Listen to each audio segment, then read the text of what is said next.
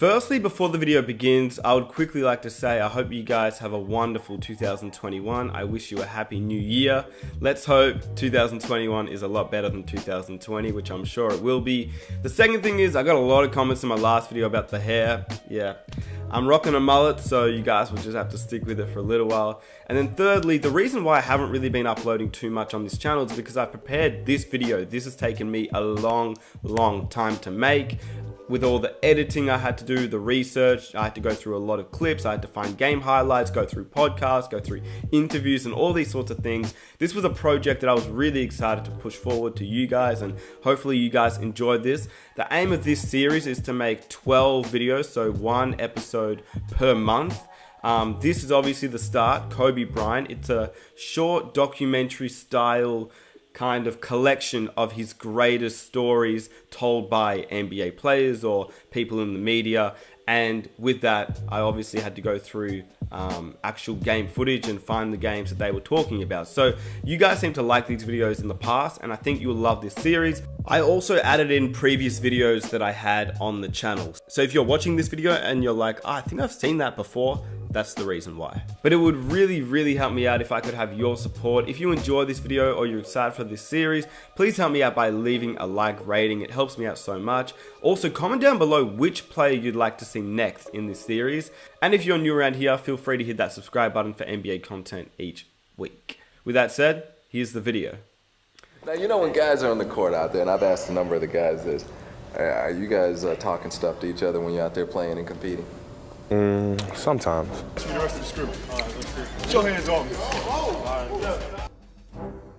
And some of it, I think, is that he emulated some of the things that MJ did as well, because MJ was a terror in practice. Yeah, he's hard on his teammates. Yeah. It was the first time, you know, you look at somebody and you can't tell if he's looking at you. Like, he looking dead at me, but I'm like, I don't know if he sees me. I think I'm just like not relevant enough for him, but he couldn't see me, and I felt it. You know what I mean? And when you want to talk about the swagger, oof, I mean, Kobe had it. But as a competitor, I knew that Kobe was the one for me that I had. If I wanted to be great, that I had to get on the level of Kobe Bryant. The entire crowd was watching him. You know, like that's the reach that he had. Every once in a while, you would see flashes. Yeah, then he would say some shit. Then the whole room was like. I still couldn't stop it, and I knew what he was about to do over and over and over again. You know, and that's a part of his greatness, man. Yeah, look at you know what? That's loves this time, relishes it, and he and Gerald Wallace are having a conversation. That's Kobe and Gerald Wallace going at each other while Kobe's on the free throw line. Gerald's still talking to him. They're still talking to him. They're still having a conversation. As Kobe's about to shoot the biggest free throw of the night. 3-point game. 4.8 to play.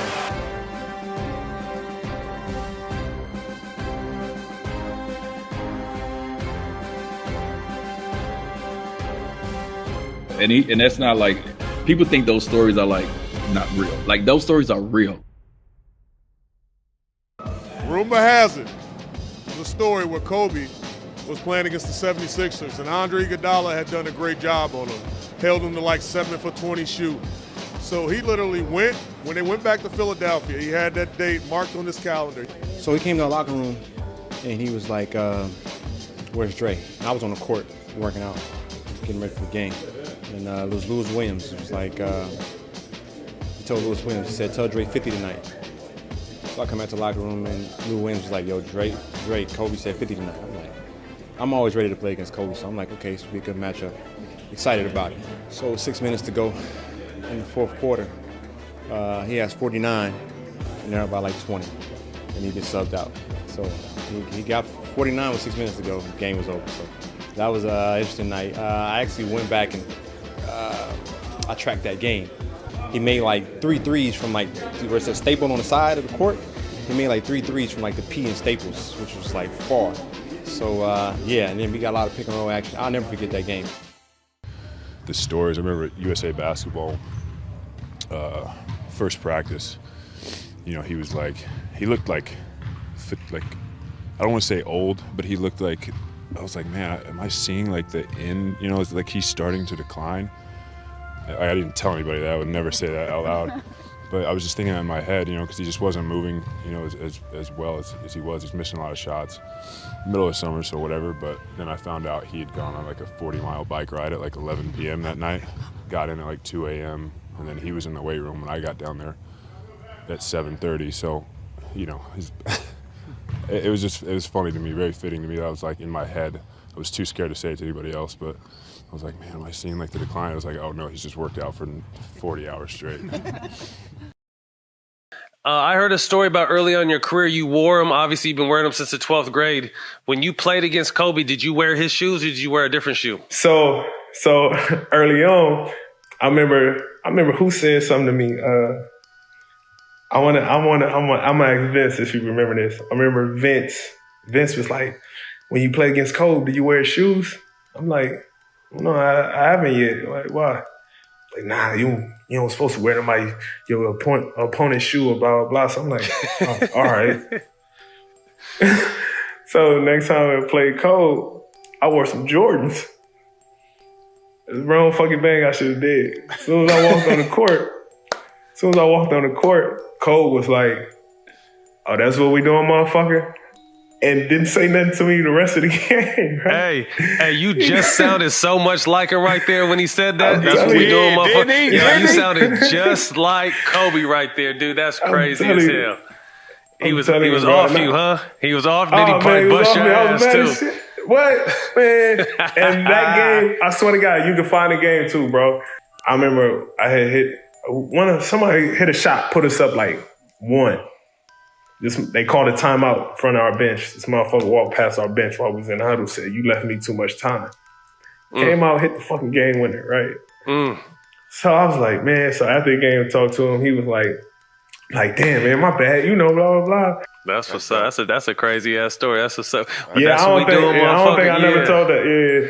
Yeah. I swear to God, that was him when you said it, because he done said that plenty of times. That shit was crazy. Man. We were in the Olympics, right? And this is when I knew Kobe was a monster, though. You hear about it, but you really, if you don't see it, you really, really don't know. And so we get into a city, one of the cities very late.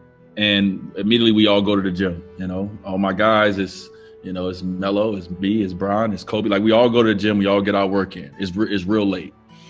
And so after we get done getting our work in, me and my guys, we say, hey, like, let's meet for breakfast in the morning. Like, if you can't sleep, whoever first one wake up, hit us up. We're going to go eat. And so we do that. We probably get like 3 hours of sleep. You can't sleep much when you're traveling across the world, you know, like we were traveling. And we probably get like 3 hours of sleep. And we wake up, we go down to where the food is. And as we walking down, you know, slubbing with sleep in our eyes, Kobe Bryant is sitting there with ice on his knees already, right? So we walk up to Kobe, we like, Kobe, what's up? And he was like, yeah, man, I just finished the workout and I'm about to go do another one. And at that moment, I was like, wait, hold on. We just worked out about 3 hours ago. You know what I mean? And like, you've done another workout and you about to go do another one. That's when I was like, okay, I got to get my stuff together. I got to get my shit together, because this dude right here is on a whole different level than even I'm on. And I'm supposed to be great, right? So that's the kind of person he was. And that's how he drove me. You know what I mean? Like, just little stuff like that. I went back and said, okay, that means I got to work hard and I got to do more. So yeah, I just wanted to share that little anecdote. That's great. He's a beast, man. He had a lot of respect for guys who busted their butts, you know, every single day, being if they were very talented or not. But if you came to work every single day and you didn't bag down to him, because he would test you. You know, that's the one thing I loved about it. He would test guys in practice. How would he test them? Oh, elbowing them, talking to them, you know, telling them they can't guard him. You know, you got this guy out here and this guy can't hold my jock. You know, but I mean, he would talk so much stuff and he would really just to see how you're going to react to it. Touch me the rest of the scrimmage. All right, let's see. Put your hands on me. You know, and some of it I think is that he emulated some of the things that MJ did as well, because MJ was a terror in practice. Yeah, he's hard on guys. He was hard on his teammates. Yeah. Fucking hard. You ain't got that. You make what you ain't called. You know what? I got to spend you all day. Actually, you know, and you know, even the last 2 years I had him here, you know, I wouldn't allow him to practice much, but there was days where he was like, well, B, let me just scrimmage. And I was like, yeah, that sounds good. So, we're going to scrimmage at about this time. Come on back out, get yourself back loose, and I'm going to let you scrimmage. And he would be in the scrimmage talking the whole time to guys, to Nick Young and to Jeremy Lins and Carlos Boozers, and I would sit there sometimes and say, guys, you not going to say nothing back? What started that back and forth, though? It was like a testing day for Kobe to test, like Jeremy Lin, test me, and test like Wesley Johnson and other guys. So like from the start, he was killing Jeremy Lin. Like I guess he wanted Jeremy Lin to be something he wasn't, but he was killing from the start of the practice. I don't know why we got him. Why is he here? He had one good year talking crazy, like, but during the practice, I'm up here like Jeremy Lin. Come on, man. We can't go out like this. We ain't going out like this. Good. Not today.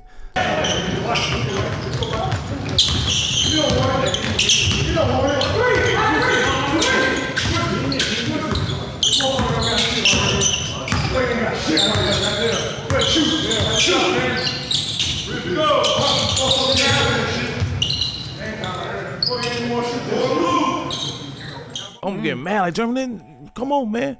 Kobe, y'all soft like Sherman. Oh, I can't even get better practicing with y'all. And he would do it to just see which of these guys he could be in that foxhole with.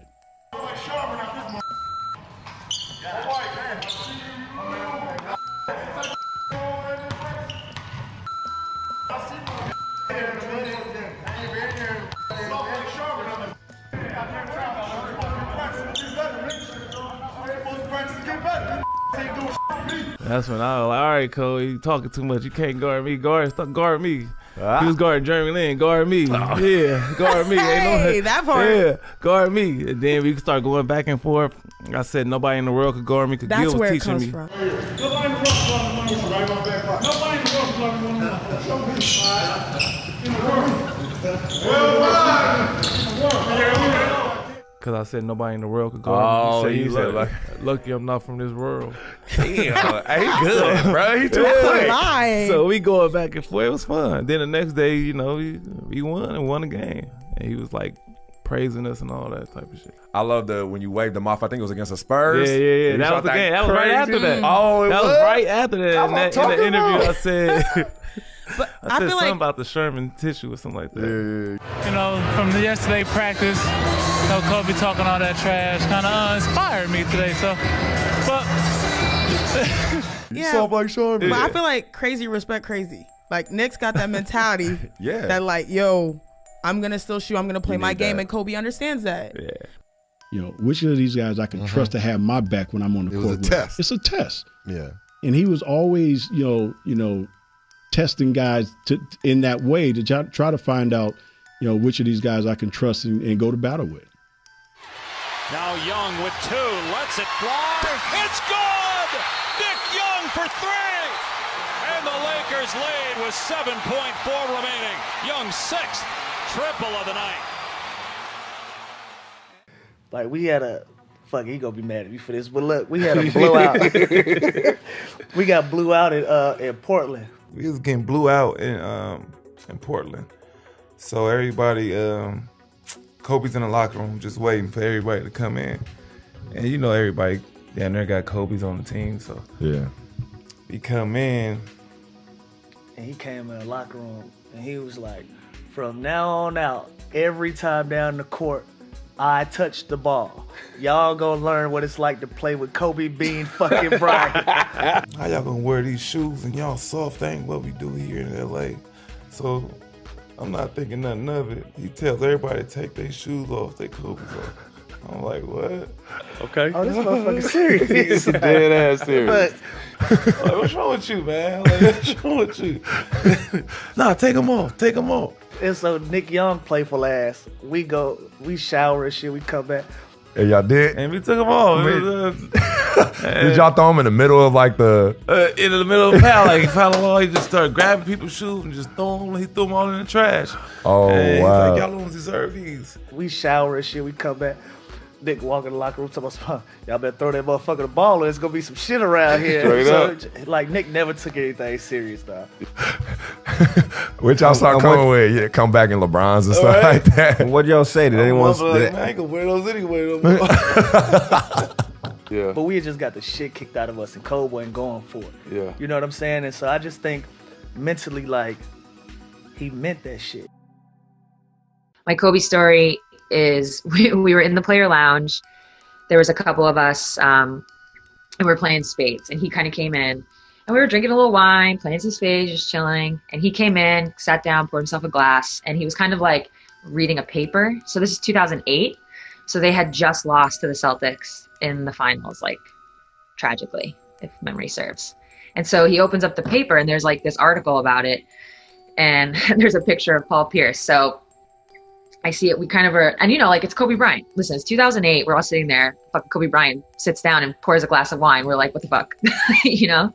And then we look over, and he's tearing out the picture of Paul Pierce. So he cuts it out, and he folds it up. He puts it in his pocket. And like, we're all looking at him, you know, like, what's going on? He's like, motivation. We're like, oh, cool. And then he proceeded to like chug his wine, pour another glass, chug it, poured the third, and he was like, basically like, he looks over and he's like, now I'm one ahead of you guys. We were like, okay. That is great. That is such a great story. So when I hear those stories about Kobe, and I hear them from so many people, I'm like, yo, was he really like, was some of it performance art? Like, some of it was like, I've got to live up to this reputation. Like, who does that? The show The Real World. Yes. That used to be on MTV. Yeah. Kobe was a rookie. Arn was my agent as well, and I was the elder statesman of the firm. And Arn called me up and was like, you know, do you mind talking to this young kid and show him what the NBA is all about and how to conduct yourself? I'm like, okay, yeah, sure, I'll talk to this kid. We were set to play a game of basketball versus the real world cast. It was shot in Hollywood, and all I remember is Gail continuing to say to me, look, when you guys get there, you're going to get there before the cast of Real World. All Kobe wants to do is play you one-on-one. He just wants to play you one-on-one, one-on-one, one-on-one. I'm like, look, I'm 10 years in. This is 96, 97 year, that summer. So he had 1 year in. So I'm 10 years in. I'm not going to play this young cat one-on-one. I'm like, all right, I'll play a soft game of one-on-one versus him, but our focus should be going against the real world cast. So we get there, and we're playing soft one-on-one, and, you know, I'm doing my step-back jumper. I know you've alluded to this before. And he's like, how do you do that move? And, I kind of show him, because I was trying to take things from him as well. He had this killer crossover. I'm like, well, how do you do that? So we're exchanging our go-to moves. Well, a conversation turned into text messages and phone calls every day. Because, like you said, he was gathering information. We reached the Bulls in the conference finals, and he was like, so what was it like going against Jordan? He wanted to be bigger than life. And at that time, that person bigger than life, and still is Michael Jordan. And I didn't have a very strong relationship with MJ. But Kobe wanted to know what was all the intricate talking and trash talking and moves that were going on between MJ and I. What did you do? Like, what were your game plans? What was this? I was like, man, that black cat, there was no answer for him, man. We tried this, we tried that. That black cat was doing this and that. And I'm thinking to myself, what does this kid want to know about all this MJ talk for? There's only one black cat, because I referred to call Michael Jordan or Jordan. I always called him the black cat. It's like the black cat was, we were doing this, and I'm talking to Kobe. And I'm like, Kobe. He's like, you know what? Like, you know what? Well, you better get ready for the caramel cat, because he's coming. So before the Black Mamba, his nickname was the Caramel Cat. I'm thinking, this young 17-year-old, I'm talking about the greatest ever. He says, you're going to refer to me as the Caramel Cat. That's how much confidence he had back then. This is like 1 year into it. He's like, well, you better forget the black cat. You better get ready for the caramel cat, because he's coming. And I thought about it. I'm like, fast forward 2 or 3 years later, it was 2-1. And then game 4 that you mentioned, you fouled out. I'm thinking, you already had 50 and 25. Great. That's a loose ball foul on Shaq. That'll be number 6. What a big play. 3 years later in the NBA Finals, that same move that I was showing them in my step back, he hit in Game 3 after Shaq fouled out. Reggie Miller, the marquee matchup we talked about. Look at Reggie Miller squaring him up. These two guys played one-on-one all summer in L.A. Kobe takes it between his leg. He pulls it back, hits the jumper, and then sort of gives it, take your time. Everything's cool. As he's running down the court, pats me on the butt and says, you never should have showed me that step back. I'm going to kill this young kid. I'm going to kill this young kid. Brilliant. And I hope you guys enjoyed the video. Those were a collection of Kobe Bryant's greatest stories told by NBA players and players in the media. If you guys could help me out by hitting that like button, let's aim for 2,400 likes for Kobe. Subscribe if you're new, and comment down below which player you'd like me to make next, or even a part 2 of this series with Kobe. But with that said, yeah, I'm out. I'll catch you guys on my next one. Peace.